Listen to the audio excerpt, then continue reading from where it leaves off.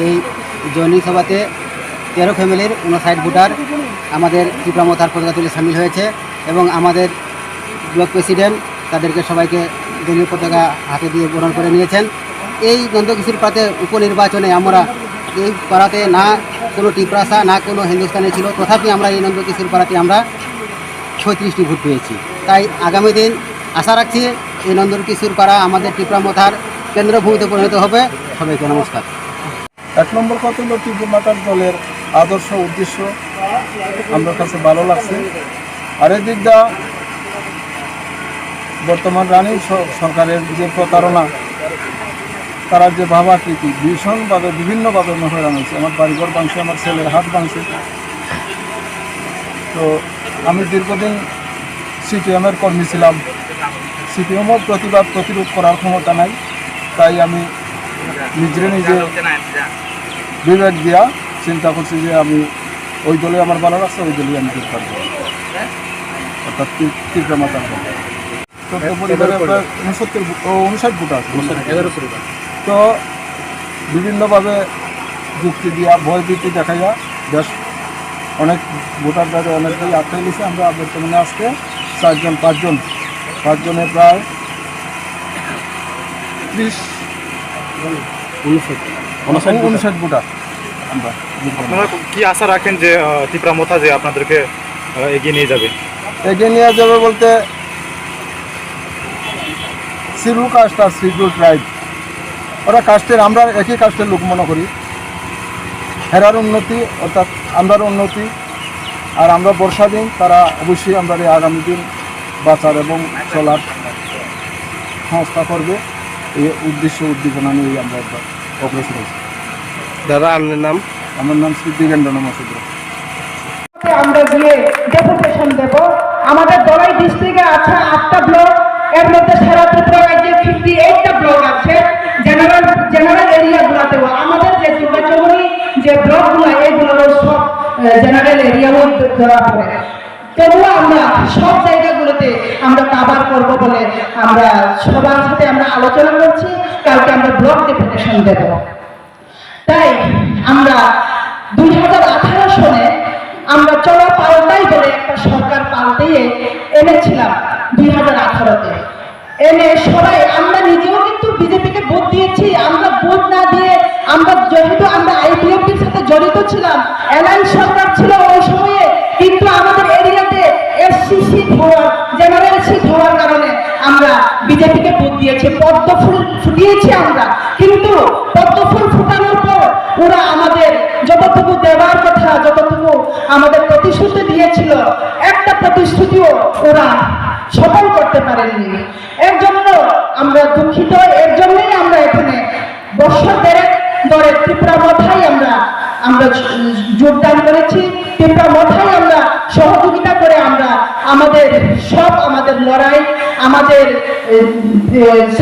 সাংবিধানিক যে সাংবিধানিক 2 এবং 3 দ্বারা আমাদের যা প্রাপ্যগুলা আমরা পাওয়ার জন্য আমরা অনুমোদন রাখছি।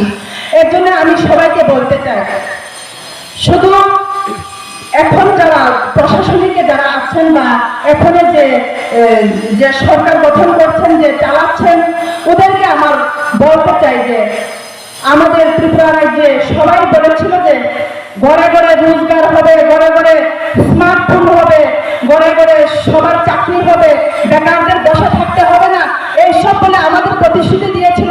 7ম পে কমিশন দেবে বলে প্রতিশ্রুতি দিয়েছিল, কিন্তু এর বিনিময়ে দ্রব্যমূল্যের বৃদ্ধি, পেট্রোলের বৃদ্ধি, কেরোসিনের বৃদ্ধি, এমনকি সেদিন আমি গ্যাস ভরতে গিয়েছে গাড়ির ড্রাইভারকে জিজ্ঞেস করেছিলাম, গত 14 তারিখ আমাদের PWM এর কনফারেন্স হয়েছিল আগরতলাতে, ওই দিন আমি গ্যাস ভরেছি, ড্রাইভারকে জিজ্ঞেস করেছিলাম গ্যাসের দাম পার কেজি কত, 84 টাকা বলে শুনেছি। অথচ আগে কত টাকা ছিল আমাদের গ্যাসের কেজি, পার কেজি 40-46 টাকা ছিল। এই বিজেপি সরকার আসার পর এতটুকু দাম বাড়া, তেলের দাম বৃদ্ধি, সবকিছু বৃদ্ধি, দ্রব্যমূল্যের বৃদ্ধি বেড়েছে। আমরা সাধারণ গরিব মানুষ কিভাবে চলবো, কিভাবে খাবো, কিভাবে আমরা জীবন যাপন করবো? এটি আমার প্রতিবেশী, আমার যারা গ্রাম অঞ্চলে আছেন, আমরা গরিব শ্রেণীর লোকেরা, ওরাই বুঝতে পারবেন কিভাবে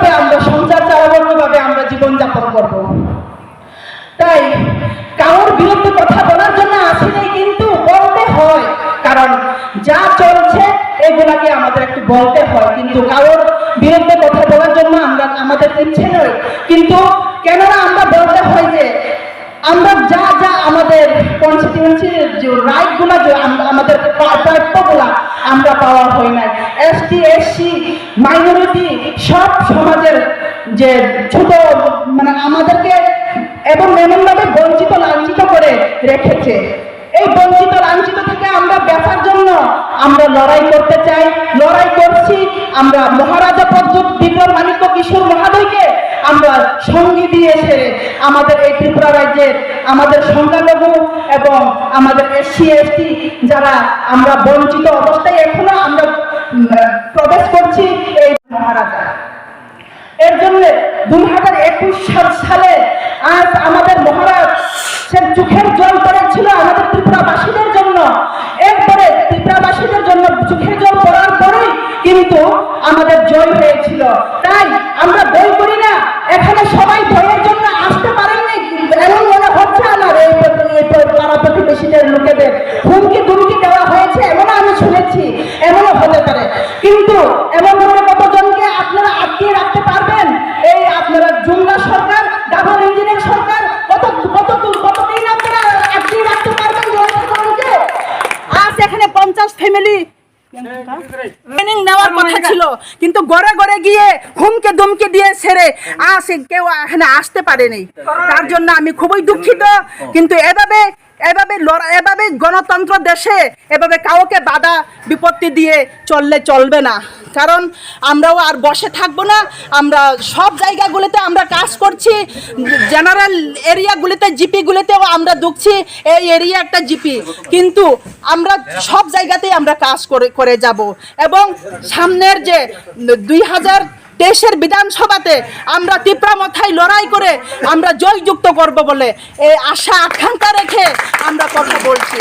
কেননা 2021 মহারাজ যে সময় চোখের জল ফেলেছিল, ওই সময়েই ত্রিপুরা আমাদের এডিসি এরিয়াগুলাতে আমরা জয় হয়েছি।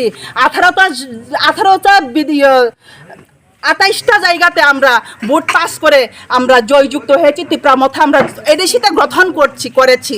এখনো গঠনতন্ত্র অনুযায়ী মতে আমরা চলছি, কিন্তু আমাদের এডিসিতে ওরা টাকা পয়সা দিচ্ছে না।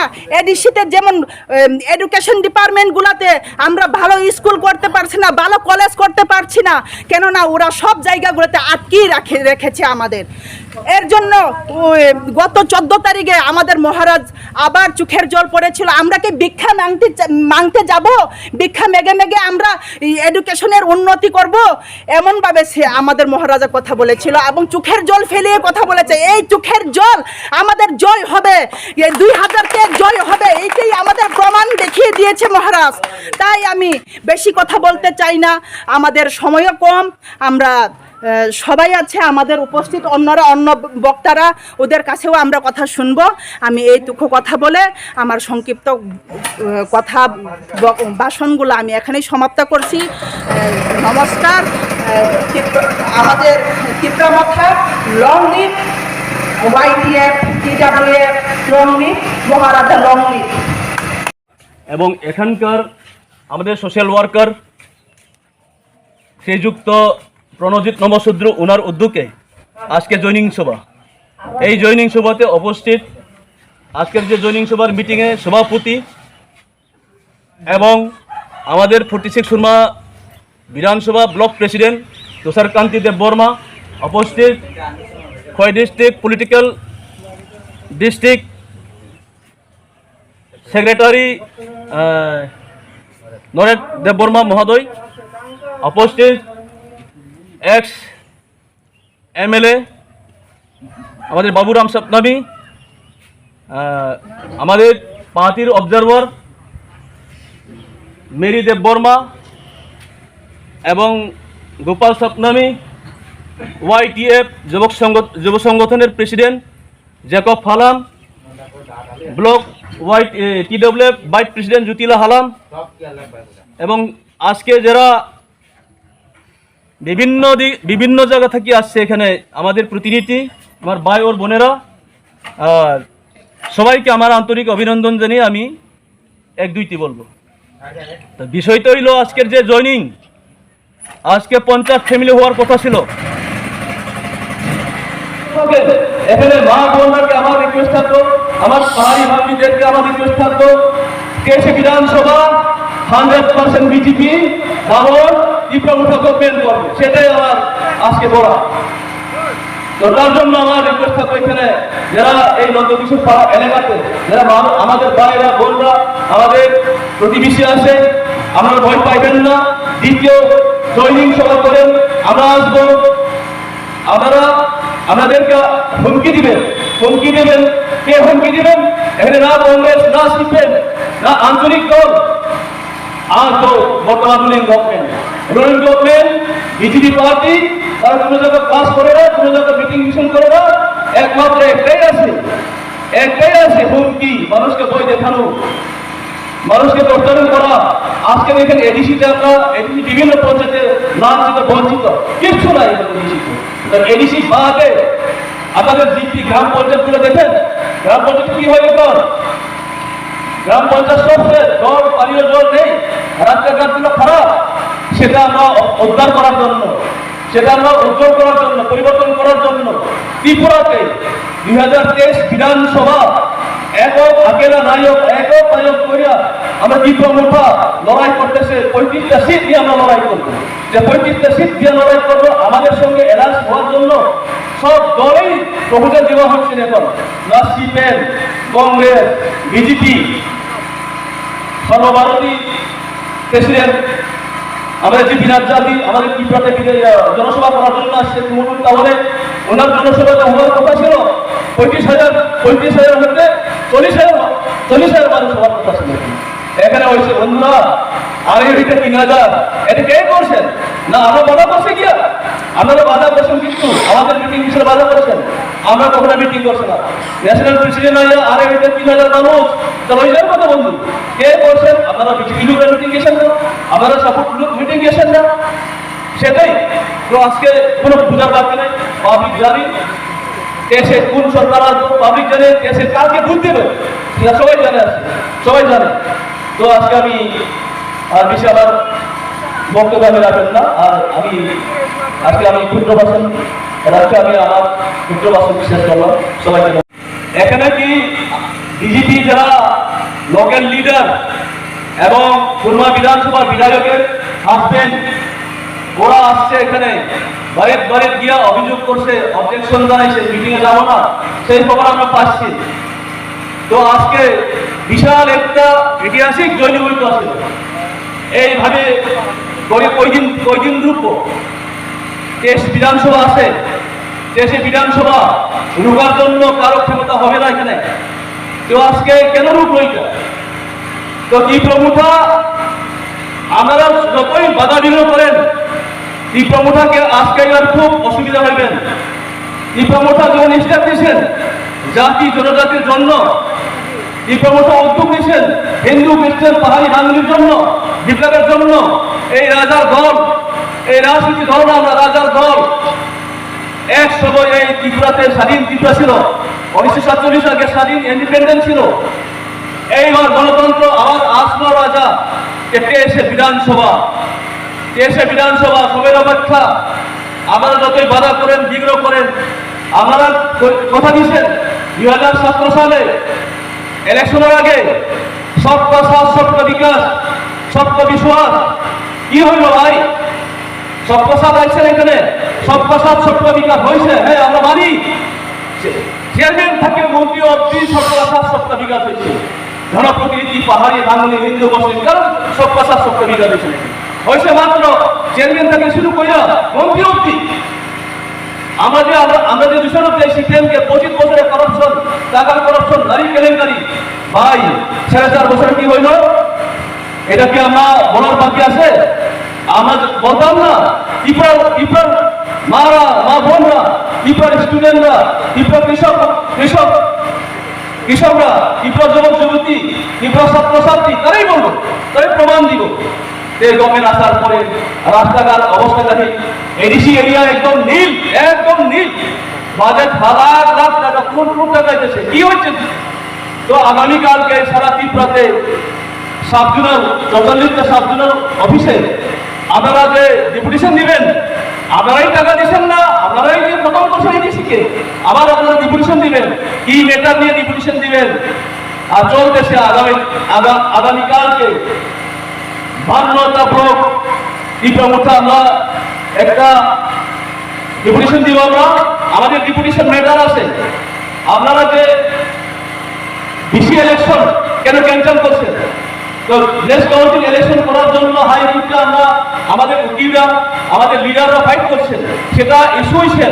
আপনারা ভয় পাই এই ভাব যদি প্লেস কাউন্সিল ইলেকশন যদি হয়, এই 587টা প্লেস কাউন্সিল পাচ্ছে, এটা হারবো বিজেপি রুলিং গভর্নমেন্ট, সেটা 100%। সেটা বিরোধী দল আমরাই দিব। 3 দিন নাগাদর সেখানে আমি বাড়ি বাড়ি গিয়েছি।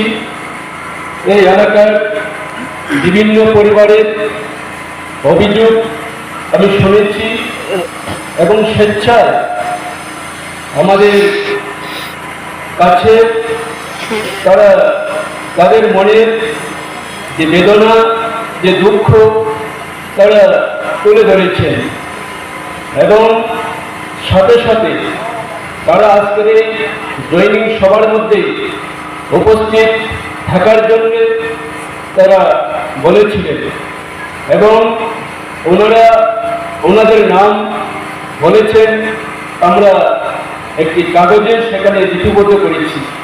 ওনারা বলেছেন যে আমরা অবশ্যই উপস্থিত থাকব, কিন্তু কালকে রাত্র থেকে আজকে সকাল 9টা-10টা পর্যন্ত এই এলাকার বিজেপির কিছু মস্তান, কিছু দুষ্কৃতী তারা ঘরে ঘরে গিয়ে তাদেরকে হুমকি দিয়েছে, বলেছে যদি তোমরা এই ত্রিপুরা মাতার মিটিংয়ের মধ্যে যাও তাহলে তোমার যে ঘর অর্ধ অবস্থায় রয়েছে, তুমি একটা ঘর পাওয়ার কথা ছিল, সেই অর্ধ অবস্থা ঘরের টাকা পাবে না এবং তোমাকে ঘরও দেওয়া হবে না।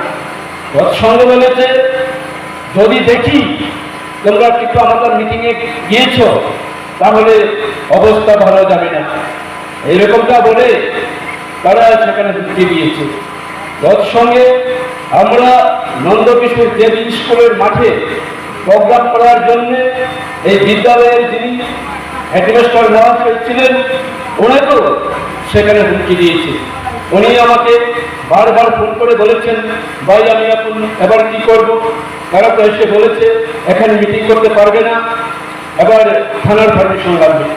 আমি ওনাকে বলেছি, মাস্টার বাবু আমরা তো থানার পারমিশন নিয়েছি, এবার আপনার যদি প্রয়োজন হয় তাহলে আপনাকে থানার পারমিশন দিয়ে দেব। আমি হোয়াটসঅ্যাপের মধ্য দিয়ে ওনার মোবাইলে যখন থানার পারমিশন দেই তখন উনি বলেছেন ঠিক আছে দাদা আপনি প্রোগ্রাম করুন, আমি যাই। এইভাবে উনি বিদ্যালয় বদ্ধ করে উনি গড়ে চলে গেছেন। তো বন্ধুরা, সেখানে বিভিন্নভাবে কষ্ট পাচ্ছে, তার পরিপ্রেক্ষিতে সেখানে ত্রিপুরা মাতাতে জয়েন করছেন। এবারে যারা জয়েন করেছেন আমাদের সময়ও আগে নেই বন্ধুগণ, আগামী দিন আমাদের আরেকটি প্রোগ্রাম রয়েছে, এখানে যারা উপস্থিত হয়েছেন তারা আপনাদের সামনে সেখানে জয়েনিং করবেন, ওনাদের মনের কথা বলবেন। আমি আর জিজ্ঞাসা করছি না, কারণ বললে অনেক কথা বলার ছিল। আজকের এই পরিবেশ অবস্থানের মধ্যে দাঁড়িয়ে আমরা আমাদের সময়ের দিকে লক্ষ্য করে আমি আপনাদেরকে আবারও অভিনন্দন জানিয়ে আমার সংক্ষিপ্ত কথাগুলো এখানে শেষ করলাম। নমস্কার, ত্রিপুরা মাতা।